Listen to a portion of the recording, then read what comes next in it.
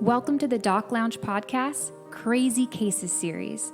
In this series, we will explore some of the most unusual and interesting cases medicine has ever seen. We will speak with providers of all specialties from all over the nation. We will hear first-hand accounts from symptoms to treatments to cures. So sit back, relax, and let's explore some crazy cases. All right, thank you guys for tuning in to Crazy Cases. I am your host, Summer Gilbert, and I am here with my co-host, Executive Vice President of Business Development here at Pacific Companies, Patrick Deeny. Thanks for being here, Patrick. My pleasure, Summer. I'm looking forward to hearing this crazy case with Dr. Thurston today. So Dr. Thurston is American Board Certified in Emergency Medicine, and we had no idea the conversation would go the way that it did. Truly insane. And for those of you tuning in for the first time or more recent listeners, you really want to stay tuned for this. It is truly outlandish.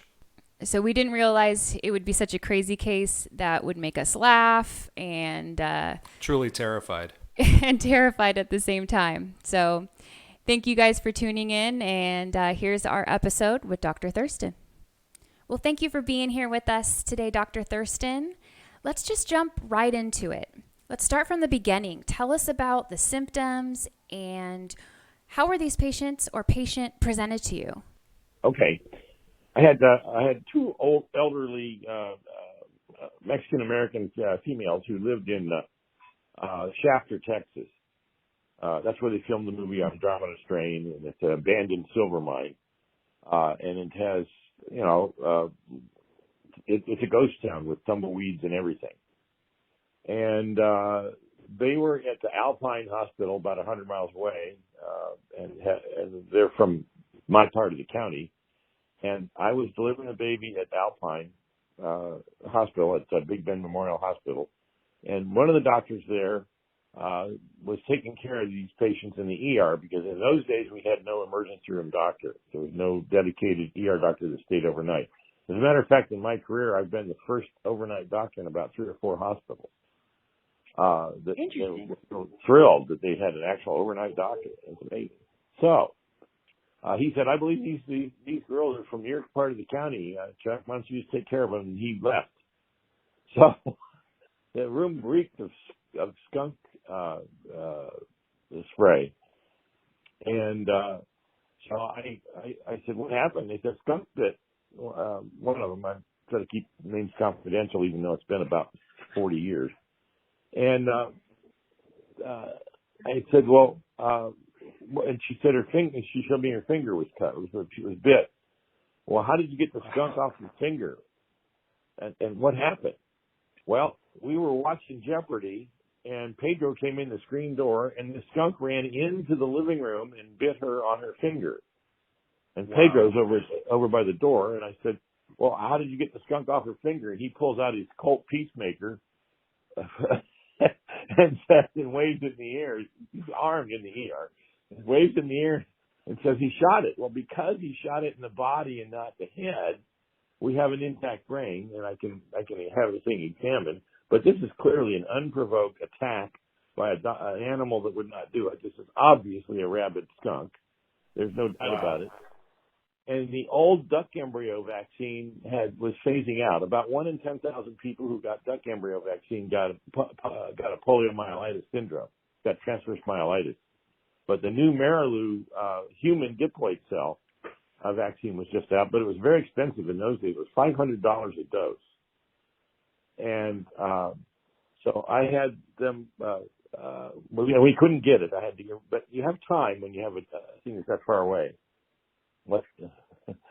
So I had them come to my office, and they still reeked. So my wife went down to the Piggly Wiggly in Martha and got as much lemon juice and tomato juice as we could, and we put them in a bathtub and hose them down. That's a sure cure for skunk, I think. I had been a trapper for years before that. Right. So, we didn't have enough money to buy the whole dose for everybody. So we did something you would never do now. I bought 1 dose of the Marilou vaccine, and I divided it into 6 doses that's slightly diluted. This is an immunization. It's not dose-related usually. They've usually had it, the standards, you would not do this now, but it worked. And I gave them a dose, and I realized that I had handled the brain skunk with bare hands, and I had cut my hand on a car part I was working with, and I had an open wound, and I got cerebral spinal fluid from a rabid skunk in the wound. So I've got rabies too now. So I might, this is a pretty personal thing now. So we gave everybody one of the doses, and then had them come back in a couple days. I think it was 4 days, and did a titer. And the titer was still negative. There was no rabies titer. As soon as you develop a titer, you're immunized. So I had them come back in another week, and we're getting close to the deadline for when the rabies viruses, RNA viruses, migrates up the nerves, and a distal injury gives you several days before it gets to your head. And so they haven't got rabies meningitis is the problem. Not being bit by a rabid animal. If you get the meningitis, that's the problem. And 99% of rabid animal bites will give you rabies. So I did another titer, and the second dose worked on them and me. We all did titers, and the titer was only a couple of dollars to do. So for $500, we did what should have been 6 doses at $500 a piece. And everybody got curious. I obviously survived. We're not sure about Pedro.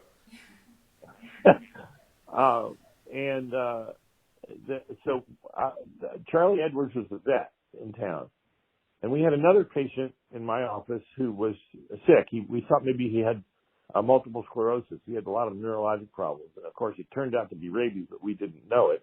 It's a real big masquerader. And he was an illegal alien who was working for a rancher. And I went to a party one night, right while we were treating these skunk ladies.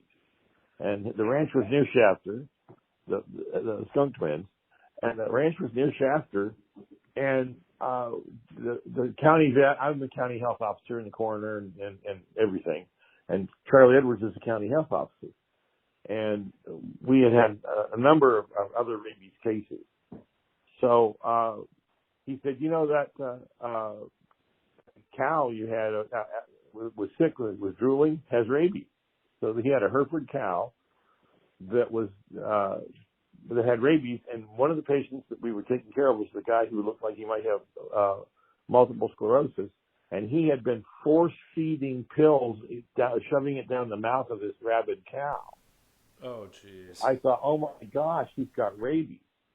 Well, his family lived in Chihuahua, Texas, and that was the nearest town to us, 200 miles south of us, about 190 miles south.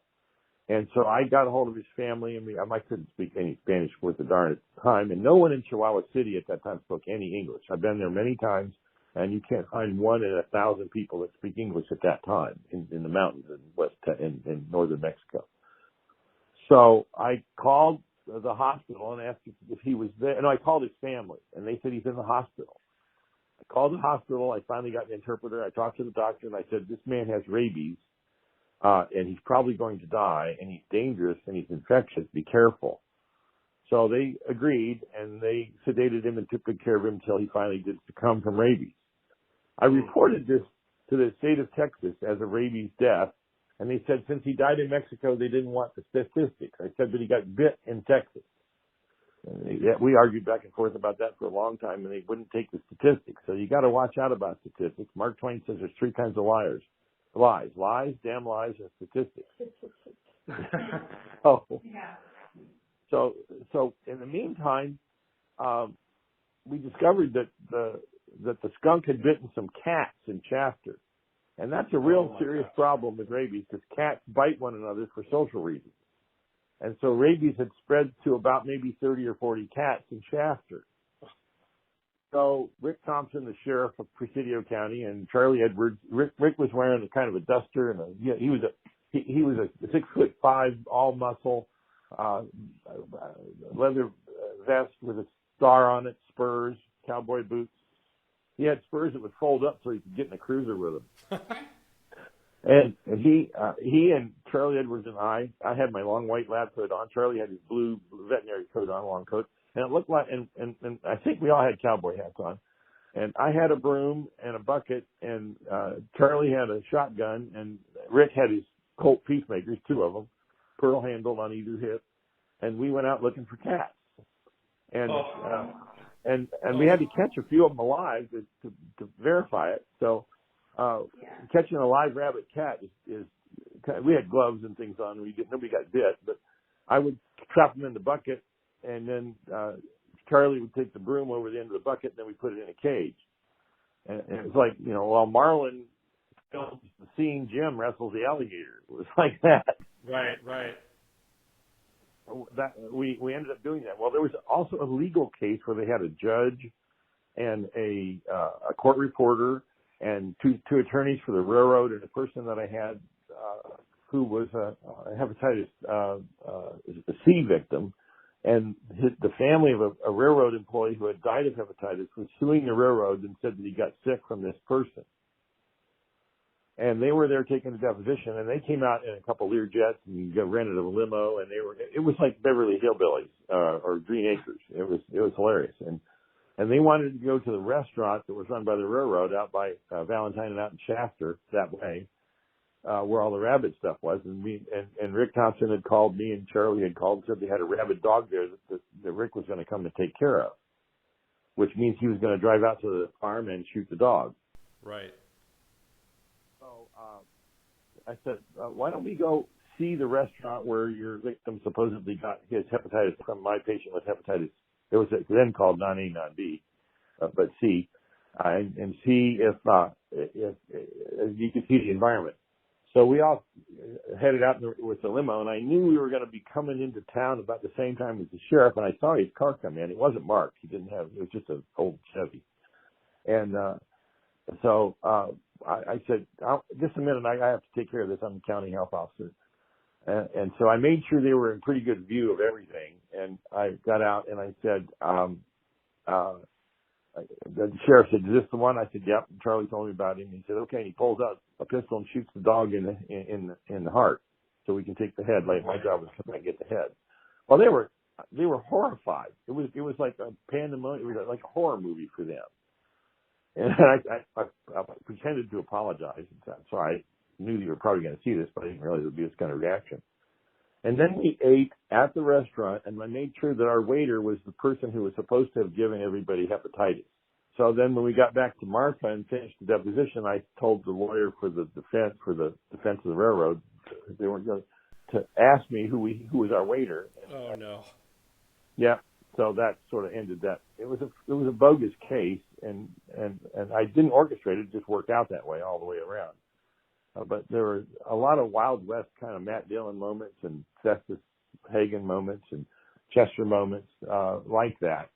And then we got our pictures taken on the cat roundup, and it went into the San Angelo Standard Times and the El Paso newspaper. And there was what was yeah. And there were all three of us are dressed up like Old West cowboys in dusters, all their lab coats and a raincoat, and cowboy hats with guns and cats. And we had, and I think Rick was holding up one of the cats. Brings new meaning to herding cats, right? Yes, it does, because you can't herd cats. And we got every single one of them, and it's hard to do. We had to go back 3 or 4 times, and we cleaned out all the rabid cats in Shafter. And then the ladies moved back into their house in Shafter, and they continued to live the rest of their lives rather normally. And they wanted me to visit one of their rather wealthy relatives in Martha one day for a house call.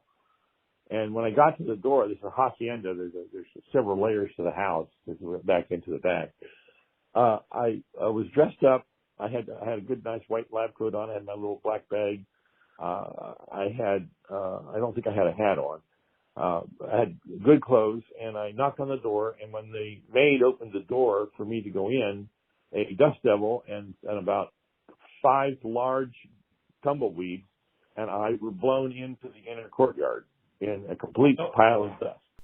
That was 1 week? That all happened in 1 week. I've honestly, I haven't been in, I'm not in the practice of medicine, doctor, but been in healthcare and staffing now for 11 years. And I've met several physicians of all modalities, spoken with countless executives from, the health system side or group side. And I have never once heard anything remotely close to this story. That is incredible. All the way through the lawsuit and the hurting. I'm at a loss for words. They didn't make a video, or they didn't make a movie out of this. Well, my brother's a film writer in Ojai, California. He used to write for Murder, She Wrote. Incidentally, some of those plots may be mine. He used to write for Angela Lansbury, and we've talked about doing a movie called The Marfa Lights. It's famous for the lights that fly in the night, and I've chased them in my airplane multiple times, but they you never catch them, but they're there. Oh yeah. I don't know what they are, but anyway, it was a wonderful place. There were great people, the salt of the earth. Nobody there I didn't like. Even some of the villains were just wonderful. The only other kind of strange thing like this, if we have a minute, is I had two guys, Poochie Quig and Trucklust. Those are their real names. They're both birth names. Both about 6'7", 6'8" cowboys. And they came in one Saturday afternoon I'd been there about a week. And my wife and I were in the office, and we were just sort of sorting through, her uncle had been the office doctor before that for about 50 years. And we were going through Dr. Stover's stuff. And these two guys come into the office about that's what they would say, come in. Came into the office about, maybe 3 or 4 o'clock in the afternoon and said, "Hey, Doc, you got to fix his hand." I said, "What happened?" And I looked at his hand, and he had 4 parallel lacerations that went from about the proximal wrist all the way to the tips of each finger, and they were clearly claw lacerations. And I said, and they're down into the tendon sheets and into the muscles, and no, it's all palmar, so there's no neurovascular violation. But right all through it didn't violate the arches in the palm. And they said, "What happened?" He said, he was swatting at a kitty. What kind of kitty? Well, the dogs treat a mountain lion, and the mountain lion was swatting at the dogs, and he swatted back at the mountain lion. Oh. And I said, "You need to go see a hand surgeon in El Paso right now." And one of them picked his Colt Peacemaker. Everybody had a Peacemaker, and slammed it down on the and they're both really drunk. Slammed it down on the table and said, "Sew him up, Doc." Oh, jeez. And so I sewed him up. I left it kind of open. I put drains in. I sewed tendon sheaths up underneath. I put him in outriggers. I did with the K wires and stuff in the fingers, and made rubber bands. I'd worked with Ron Nail, who was a hand surgeon at Riverside, as an orderly, and learned how to do that. And did it anyway, and he healed up just fine. He gave us the mountain lion hide as payment, and then it burned up in a fire somewhere. Oh, that's too bad. No, and I used suture in the office. It was in antiseptic solution on a spool, and you had to thread the needle. I mean, this is like Doc Adams on Gunsmoke. This is like Marcus Welby. So, I mean, we had a lot of those kind of adventures, and a lot of trauma that we did good work with. Yeah, clearly. It's kind of redefining frontier medicine. Right. And so when I do missionary medicine and stuff, it's kind of fun. We had a person in Haiti one time who had been brained by a 40-pound block by someone who owed him, I think, $25 or something, or he owed them $25. And they brought him in a canoe with an open brain wound in his right frontal scalp, and it's 2 days old, and it's draining cerebral spinal fluid, and I have no surgical tools anywhere. We're doing, colds and flus and malaria and stuff like that, but we weren't set up for surgery. And we are 2 days from the nearest anything, by mule or by canoe. And I had some Fortaz in my pocket, in my lab coat pocket from the ER at Norfolk General when I had left to get on the airplane. I walked out of the ER and got on the airplane. I had some Cortez. We had some sterile water. We found some suture kit set. We boiled that. We got some suture and closed the meninges, and then closed I had Vicryl. I put that in the meninges. I had that in my pocket. And then we closed the skin with Coates and Clark cotton thread. That's all we had. And then we irrigated it with the Cortez, and he survived and lived another 2 years after that. He didn't get meningitis. He didn't die. I was surprised. We prayed over him, of course. It was a miracle. And as a matter of fact, the next morning in the worship service, he was laying in the church where he was, and they brought in this big bass drum and put it next to him. We're pounding on the bass drum during the worship service. I have video of this. I have pictures of this. Actually, if you go to scienceandwonders.com, scienceandwonders.com, and look for the video on Haiti, you can see some of these things. Wow. I think you'll see him right by the bass drum there. And I've got a little kid that had a hemoglobin of 2.5 that with just beanie weenies and stuff, we raised it up to about 6. Wow. This is why it's so important to have access to care, but that's probably a topic for another time, right, Dr. Thurston? Oh yeah, I have lots of access to care stories with airplanes, and I learned why you don't take tubes of blood that you've drawn from somebody and go up to altitude in your airplane with it, because it's going to end up coating the inside of your medical bag. Not the rabies vials, hopefully, but no. Well, thank you so much. I wish we had more time, but we're gonna have to have you back on for round 2 for more stories.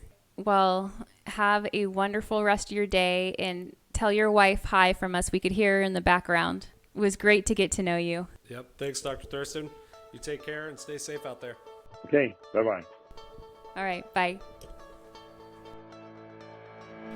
Thank you to all our listeners. If you'd like to be notified when new episodes air, make sure to hit that subscribe button.